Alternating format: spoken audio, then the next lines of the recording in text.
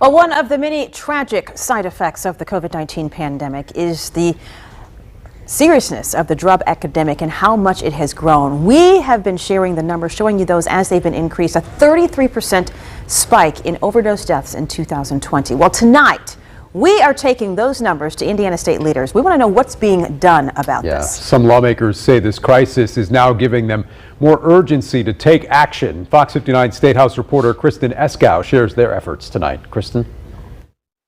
The drug crisis has been a bipartisan concern, with lawmakers on both sides of the aisle planning to introduce some legislation next session to try to combat the problem. We all have our family members, our friends, our community members that we know that have walked this journey. State Representative Ann Vermillion of Marion says that's what has spurred more talk and action at the State House regarding the drug epidemic. As the problem deepened due to the pandemic, she says state lawmakers allocated nearly $100 million toward mental health and substance abuse efforts. We want to look at prevention, we want to look at quality of care, we want to look at scope of what we're reimbursing. Vermillion says she also wants to ensure expanded access to telehealth remains permanent and is looking at ways to make that law for Hoosiers who are either publicly or privately insured. Sometimes we have patients, depending on where they're at that day or that week in their journey, maybe a telehealth visit is more inviting for them. Expanding access to treatment is also a goal of State Representative Rita Fleming of Jeffersonville. As a retired OBGYN, she expressed concern about a recent state report that shows in 2018 accidental overdoses were the leading cause of pregnancy-associated deaths in Indiana.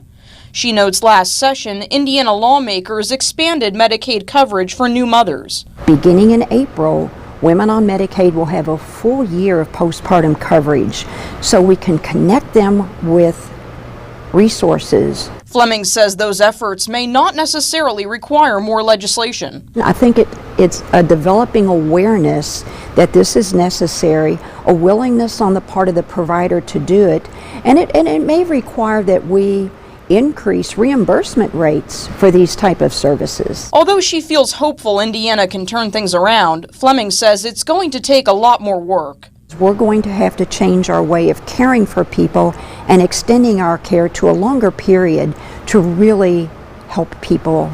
Lawmakers tell me they don't anticipate allocating more state funding toward the issue next session since it's not a budget year. They tell me that would have to happen the following session when the budget is written. In the State House, Kristen Eskow, Fox 59 News. Kristen, thank you so much. Kristen's story is the second part of a series of special reports following Birchelle Edme's discussions with Hoosiers who lived through addiction and some organizations that are providing resources. Right now at fox59.com, you can find her digital exclusive with a group that just received funding for their mission. You'll also find our questionnaire in partnership with Mental Health America Indiana to help you identify if you or a loved one may need to discuss substance addiction and treatment. You can also text the word addiction to the number on your screen, 632-5900, to get this story sent straight to your cell phone.